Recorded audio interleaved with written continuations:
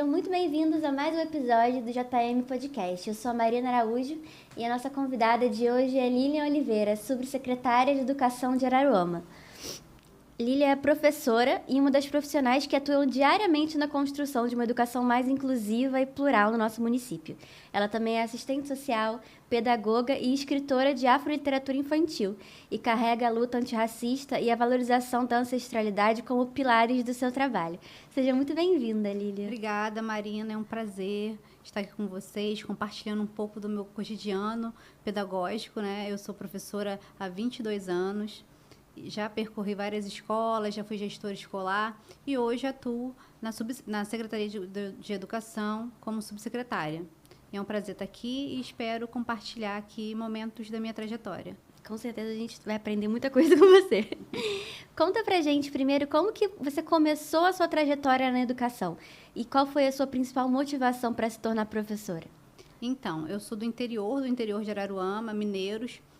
E meu pai era caseiro de uma escola e minha mãe merendeira. Então, toda a minha infância, até os 10 anos, eu morei nesse lugar.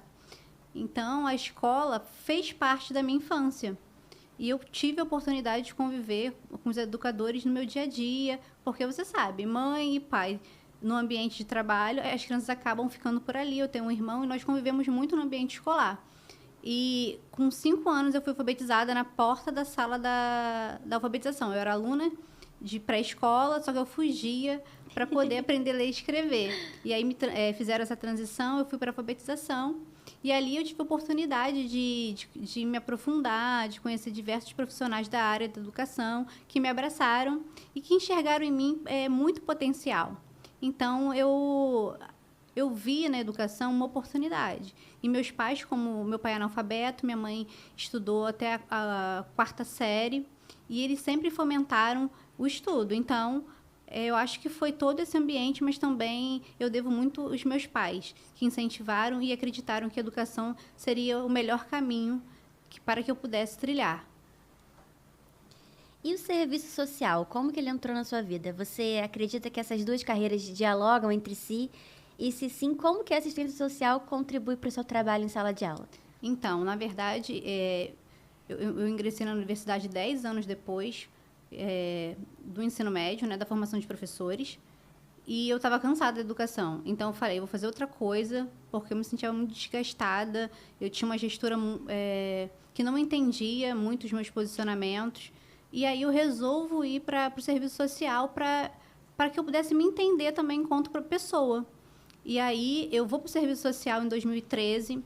Em 2015, eu passo pela transição capilar, porque eu não me vi enquanto uma pessoa negra. E na universidade, eu li um livro chamado Tornar-se Negra, da Neuza Santos, e eu percebi o quanto eu rejeitava quem eu era. E a partir daquele momento, eu percebi que não só a minha estética, mas todo o meu posicionamento em relação ao mundo. O modo pelo qual eu via o mundo estava errado. Porque eu passei a vida tentando me aproximar de um estereótipo de uma pessoa que não era eu, uma pessoa branca. Então, eu alisava o cabelo, não me via como uma pessoa negra. E, através do banco da universidade, eu percebi quem eu era de verdade. E aí, eu vejo a importância de retornar para a prática pedagógica. Eu não saí, né, da escola, continuei a universidade e trabalhando, mas, a partir daquele momento, eu passo a atuar como uma educadora antirracista, entendendo o quanto que a nossa educação ela é colonial. Ela ainda reproduzia, em vários aspectos, como que eu posso dizer? Estereótipos e práticas escravagistas. Então, eu volto e a minha atuação ela consegue enxergar para além de quem era aquela criança, da dificuldade que ela enfrentava no dia a dia. Não tinha só a ver com a aprendizagem, tinha a ver também com quem ela era de verdade. O quanto a identidade racial ela é necessária. E passo a atuar, então, positivando, incentivando os meus alunos a se enxergarem como eles são, para então eles saberem o que eles enfrentavam no dia a dia, que era o racismo estrutural. A luta antirracista é uma pauta muito presente no seu trabalho, como você acabou de dizer. Então, foi nesse momento que você decidiu se aprofundar nesse tema e direcionar o seu olhar para isso, né? Foi uma virada de chave no meu fazer pedagógico. Hoje, quando eu vou comprar uma literatura para o meu filho, para a rede, eu preciso enxergar naquela literatura ou material didático os meus alunos. Nossos alunos são mais de 80% de pessoas pretas. Como que eu vou comprar uma literatura que eles não estejam lá presentes? Então, a educação antirracista e o afroletramento, ele precisa estar no dia a dia. Porque quando eu olho para a minha rede, quem são os alunos que não aprendem, Marina? São os alunos pretos. E não sou o que estou dizendo. O MEC diz isso quando diz que o repasse do VAR, né? Esse ano ninguém vai receber porque teve uma questão política. Mas nos anos anteriores foi porque a desigualdade racial do município nós não conseguimos atingir a desigualdade racial nem social das pessoas pretas. Está escrito, não estou inventando. Então, o recorte racial não é só uma questão de valorização da identidade, de saber quem você é. Afeta diretamente a aprendizagem. Na rede existe um programa chamado ProLer. São crianças que não foram alfabetizadas na idade certa. Mais de 80% desses alunos são meninos de 10 a 12 anos. E quando você olha para o sistema penitenciário, a maioria são jovens negros, de 18 a 24, que não concluíram os estudos. Então, nós estamos aqui na base fazendo uma política pública assertiva. Então, é importante entender que quando a gente fala da questão racial, a gente está falando da desigualdade no geral. Ao longo da sua trajetória como educadora, muitos projetos foram desenvolvidos por você e pela sua equipe com foco na ancestralidade e na multiplicidade dessas vozes. Quais desses projetos você sente que mais te marcaram? Como educadora, né, tudo que a gente desenvolve, tudo que a gente faz é para que chegue na ponta. O que me traz mais orgulho é encontrar o meu aluno e ele diz para mim, eu ingressei na universidade. Minha mãe falou que não era para fazer pedagogia porque isso não era para mim, porque eu sou pobre, porque eu sou preta, só que você me ensinou que eu posso tudo, que eu posso ir lá e fazer o que eu acredito. Então, acho que isso que mais me impacta. Eu fui gestora escolar, eu escrevo há muito tempo, apesar desse livro ser o primeiro livro que eu publiquei e tal. Eu tenho muitas coisas escritas, eu participei de muitas formações, de muitos movimentos sociais, inclusive de mulheres, mas nada, para mim, é mais importante do que ver o meu aluno se desenvolver e, de alguma forma, transcender as barreiras do racismo.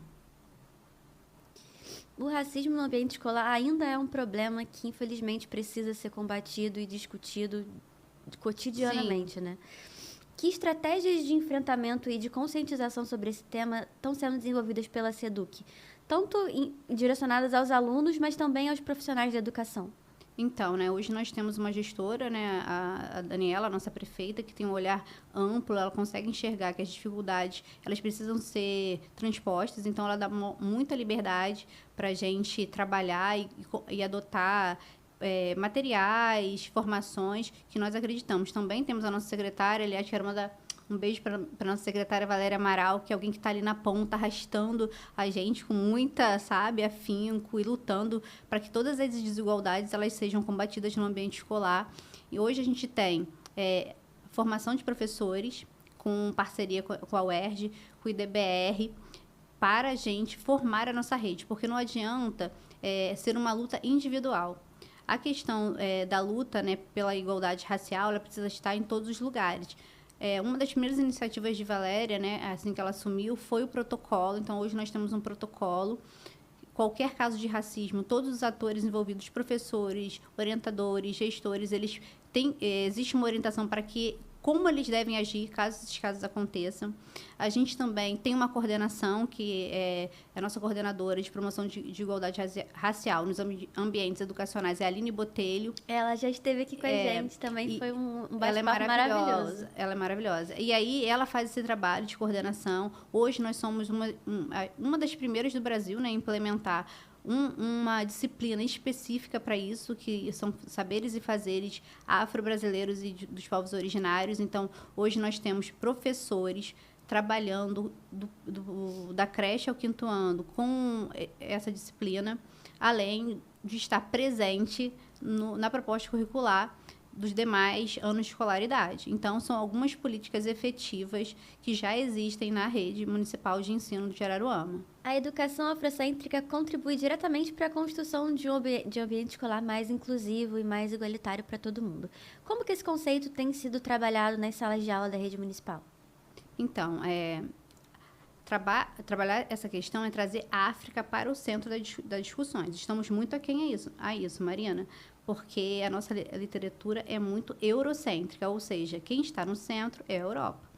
Então, para isso, a gente precisa adotar medidas para trazer a África para o centro. Não trabalhar os nossos alunos a travessia dos tumbeiros. A gente precisa trabalhar através da perspectiva de África, africana mesmo. Quem são essas pessoas? Quais povos que vieram para cá sequestrados? Então, é importante entender que esse conceito está muito aquém ainda. Nossa sociedade não está preparada para discutir isso, principalmente dentro da rede de educação municipal, porque trazer a África é letrar todo mundo. Isso leva tempo, requer muito tempo, para eles entenderem a importância de trabalhar a África e toda a questão não só cultural, mas intelectual. Porque quando você pensa, né, na questão africana, o que você pensa? Dança, roupa colorida, e acabou. Mas tivemos muitos intelectuais, muitas pessoas que foram sequestradas para cá, reis, rainhas, e que se mobilizaram para que tivesse a abolição da escravatura. Não foi a princesa que assinou um papel, existia todo um movimento. Luz Gama, Teresa de Benguela, Maria Filipa, existiam outros atores que lutaram para que essa abolição chegasse. Então, enquanto a sociedade comemora uma princesa, falta muita coisa ainda, e a formação dos professores e gestores é primordial para isso. Perfeito. A representatividade é uma ferramenta de empoderamento e de formação de identidade muito importante, né? De que forma a autoestima das crianças, você acha, pode ser trabalhada dentro das escolas para que elas se sintam mais ouvidas e conquistem mais autonomia? A escuta é muito importante, porque eles carregam em si, nós carregamos em nós o poder da ancestralidade, e a gente tem uma memória que não é nossa. Então, a gente precisa ouvir nossos alunos, entender quem eles são, para que eles também possam se entender. Porque no dia a dia eles reproduzem muitas histórias dos seus avós, dos seus pais, e essas histórias precisam ser valorizadas no ambiente educacional. A literatura, volto a falar, precisa ser uma literatura que os represente. Eles precisam se enxergar, o seu cabelo, a sua cor de pele, coisas que acontecem no cotidiano. Por exemplo, você vai para uma escola de zona rural, é muito natural que eles vão até o pé de fruta e comam aquela fruta. Então, isso precisa estar no dia a dia da escola. Não é só a questão estética, positivar isso, é valorizar as histórias. Araruama foi finalista do Prêmio Sim à Igualdade Racial e ficou entre as 10 primeiras colocadas, sendo a única cidade da região dos Lagos a chegar entre as finalistas, né? Um marco para a nossa educação e um motivo de muito orgulho, imagino, para vocês que compõem essa equipe todos os dias. Na sua visão, que políticas de educação estão sendo bem aplicadas no nosso município e o que ainda precisa ser um pouco mais desenvolvido? Essa questão de trazer a África para o centro, entender que essa literatura está aquém ainda. Eu tenho conversado muito isso com a nossa secretária de Educação, com a prefeita, o quanto a gente precisa ter um material nosso, construído pela nossa equipe técnica dos diferentes anos de escolaridade.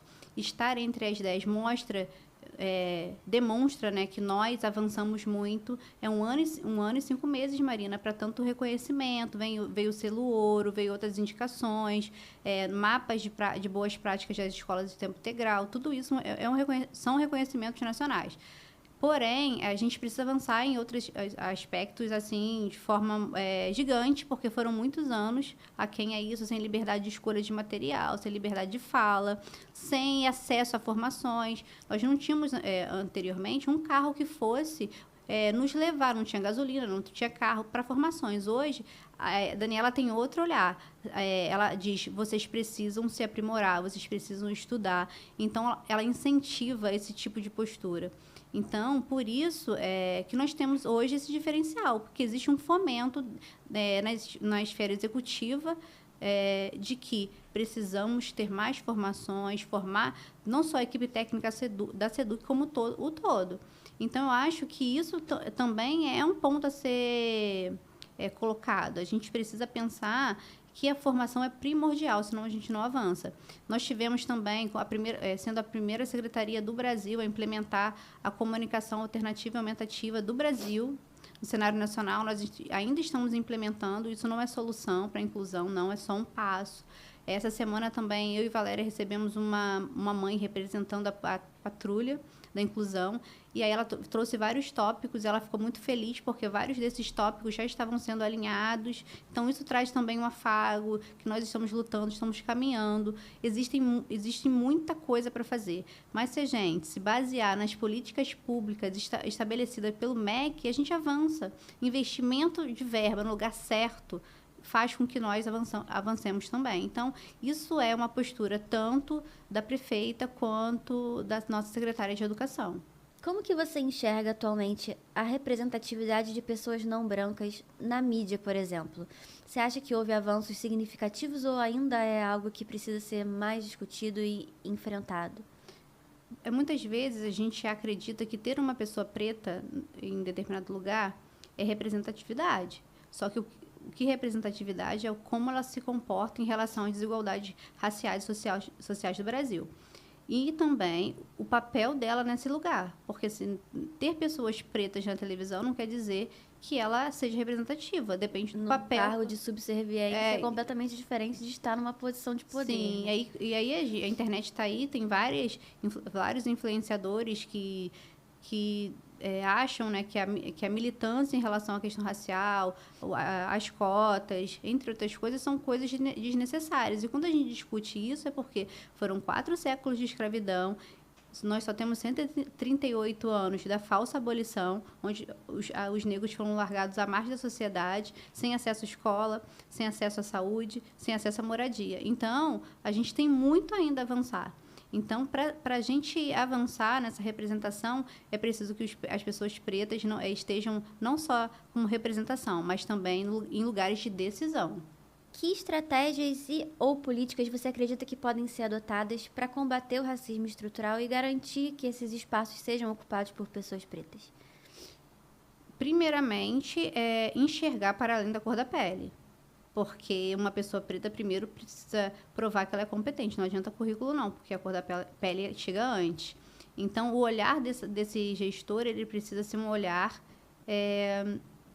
mais afrocentrado, né? O letramento racial precisa estar ali no seu dia a dia, e é muito complicado. A gente está se desconstruindo o tempo inteiro. A gente atravessa a rua ainda quando vem uma pessoa negra atrás de você, andando na rua, sabe?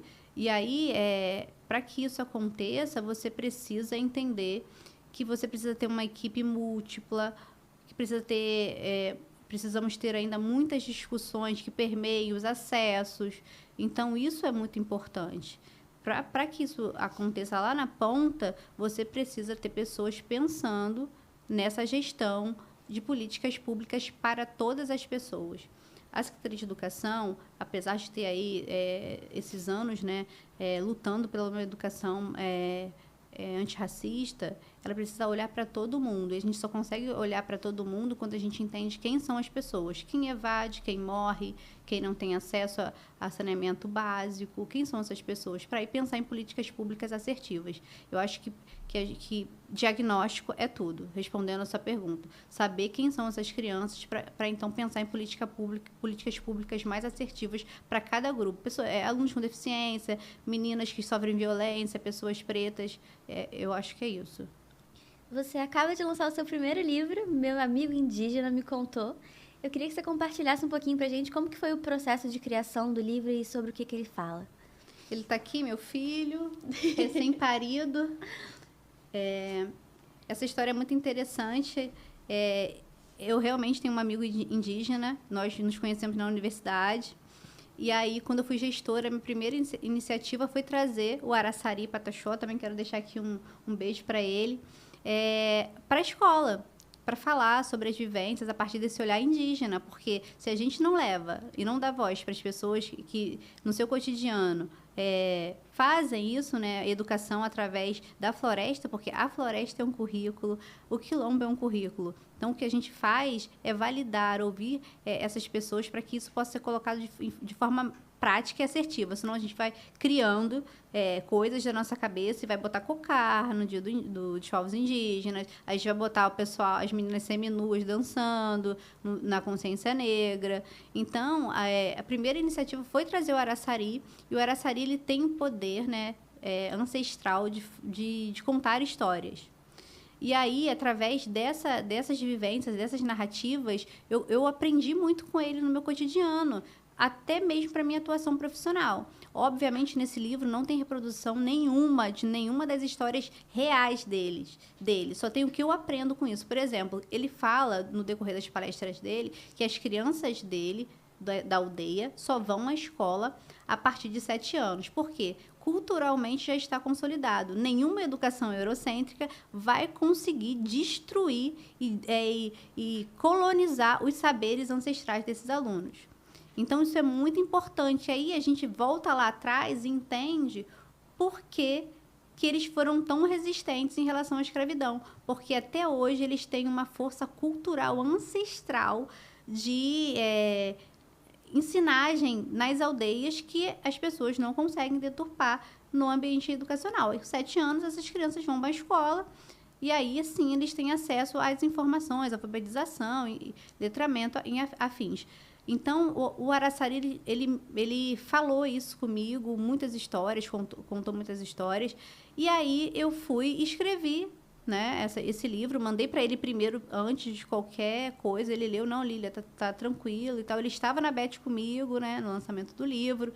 Então, eu senti a necessidade, né? Eu tenho outros livros escritos e não publicados, e todos eles trazem um pouco das minhas vivências, seja na infância, seja no dia a dia mesmo do trabalho, seja com meu filho. Eu tenho essa escrita mais sensível e um pouco autonarrativa. O seu livro foi lançado durante a Bet Brasil, né? O maior evento de inovação e tecnologia para a educação da América Latina. O que representa fazer a sua estreia na literatura num evento desse porte? Foi muito importante, muito emocionante para a minha trajetória profissional. Assim, a gente, enquanto pessoa preta, mulher, que vem desse lugar de subalternidade, eu tive acesso à energia elétrica, Marina, com 10 anos de idade. Então, os meus acessos eles foram muito tardios. E aí, estar no evento daquele, com muitas pessoas, sabe? Eu tive 3 filas de pessoas querendo o livro, querendo conversar comigo. Foi muito emocionante, assim. Estar também com a Inteligênios, a Brasil de Todos os Povos, foi importante para mim, sabe? Eles me conheceram e pediram, né, que eu escrevesse uma literatura voltada para essa relação de amizade. Eu fui atendê-los, aí eu contei um pouco dessa amizade e tal. Cara, por que você não escreve? Eu falei, não quero e tal. Não, escreve e tal. E aí nasceu esse relacionamento com a editora e foi perfeito, assim, uma editora que valoriza e que fala a verdade sobre a nossa ancestralidade, porque tem muitas literaturas por aí. E aí eu fiz uma análise dos outros autores que estariam comigo, porque eu acho muito importante que as narrativas sejam assertivas, senão será só mais um livro. Ter um livro, como não é importante ter só uma pessoa preta, ter um livro também com uma capa com pessoas indígenas e pretas também não é o essencial. O essencial é o conteúdo que você leva para os seus alunos no dia a dia.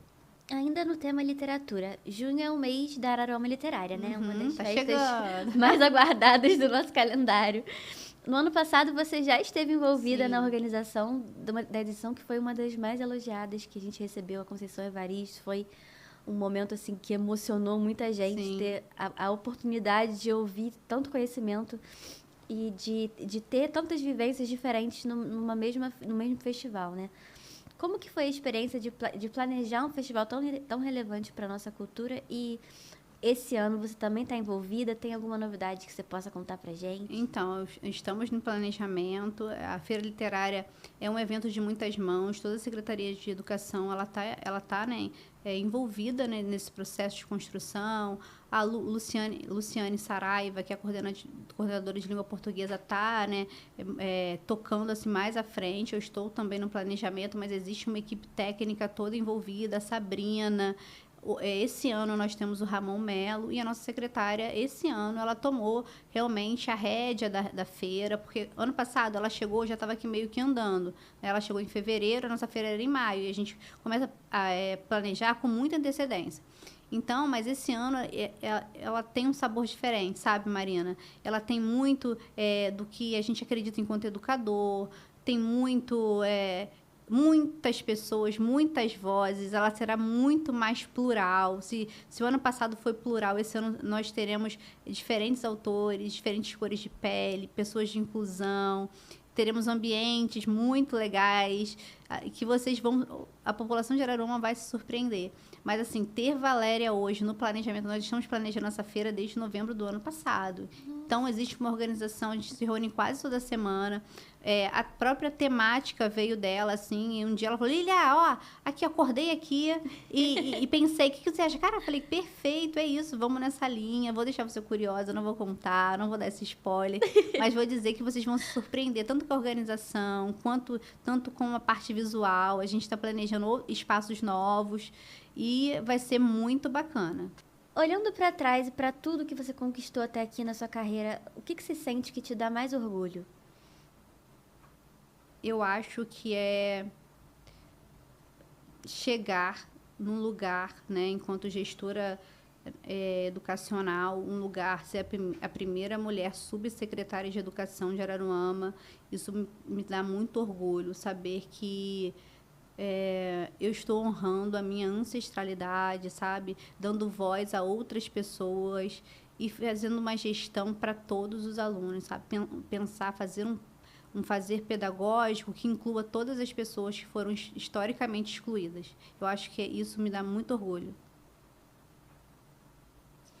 Eu queria saber um pouquinho das suas referências, das suas inspirações, tanto na educação quanto na literatura, ou pessoas da sua vida que você também carrega como inspirações. Você podia contar um pouquinho pra gente? Então, a minha maior inspiração é a minha mãe, porque foi a primeira pessoa que comprou a primeira coleção de livros e me entregou para ler. Eu lembro os livros preto e branco, né? E me incentivou. Eu fiz curso de inglês sem ela poder. Minha mãe já vendeu linguiça de bicicleta, peixe de bicicleta, roupa de bicicleta, para que nada faltasse, ela pudesse comprar os melhores materiais escolares, para que eu e meu irmão pudéssemos ter os acessos que todo mundo tinha à nossa volta. Então, eu acho que minha mãe é a pessoa mais importante para mim, é a minha maior referência. E Conceição Evaristo, a Chimamanda, Paulo Freire, são pessoas que realmente me inspiram, né? A Conceição Evaristo, ela ascendeu, né, há pouquíssimo tempo, já uma jovem senhora, né? E ela fala sobre isso. O importante não é chegar, o importante é abrir caminhos. Eu tenho certeza que muitas pessoas chegarão através de caminhos que nós, né, a Secretaria de Educação e estar nesse lugar de gestora tem contribuído para que esses caminhos fossem abertos, para que outras pessoas possam ocupar. Porque eu costumo dizer que eu não sou planta, eu passo pelos espaços, faço o que eu acredito e eu acho que outras pessoas virão e ocuparão esse espaço. E política pública é isso, você semeia, mas muitas vezes você não vê a colheita. Então, eu acho que é isso. Sobre os seus próximos passos, tem algum projeto em desenvolvimento que você possa compartilhar com a gente? De repente, um novo livro ou alguma coisa relacionada à área da educação mesmo? Sim, já tem um livro aí no forno, eu vou trabalhar um pouquinho, meu amigo indígena me contou, eu acho que a gente tem que trabalhar um pouco, mas já tem um para ser publicado por outra editora, já está prontinho, está lindo. E aí eu vou dar um spoiler, ele fala um pouco da transição capilar, que é algo que eu também passei. E sou mestranda, né? Sou mestranda pelo ERJ, também era um sonho. Então, eu ingressei no mestrado esse ano, um dos mestrados mais disputados do Brasil. A UERJ é referência, né, na educação. E eu consegui mais esse passo. Eu tentei uma vez, eu tinha acabado de parir, de ter filho, aí não rolou. Foi na época também da pandemia. Fiquei em segundo lugar e esse ano eu tentei e estou lá cursando meu mestrado, que é a primeira da família também, cursar o mestrado. Então, são caminhos que a gente vai construindo no decorrer da nossa vida profissional e pessoal. Isso me traz muito orgulho, porque na família do meu pai quase ninguém estudou. Então, é da família da minha mãe, meus primos me veem como uma referência de quem luta, de quem corre atrás. Isso é muito importante para mim, para o meu filho pequenininho que está lá. Esse é o livro dele, porque os outros esgotaram. Eu falei, leva para a escola, filho, mamãe traz outro para você. Não, esse é meu. Aí ontem eu fui procurar, filho, cadê o livro da mamãe? Aí ele falou assim, tá ali, junto com os outros, mas não é para levar. Eu falei, é só emprestado. Então, isso também é por ele, para ele. Então, ele também é minha referência, é um cara que me ensina, uma criancinha inteligentíssima, meu filho é autista, tem altas habilidades, uma criança preta, e eu aprendo com ele todos os dias a ter mais paciência, a ouvir mais, a desacelerar. Então, essas pessoas são a minha referência, além do meu marido, claro, também, uma pessoa que me apoia, que acredita nos meus sonhos, porque professor vive de sonho, você sabe, né? E aí ele costuma dizer, cara, vai fazer outra coisa, que não sei o quê, isso só traz desgaste, você é muito inteligente para isso, mas é isso que eu amo ser educadora. Lili, a gente está chegando no finalzinho da nossa entrevista e eu queria deixar esse espaço aberto para você deixar uma mensagem para quem está assistindo a gente, para falar o que vier no seu coração, deixar um recado. Essa aqui é a sua câmera, se você quiser olhar para lá.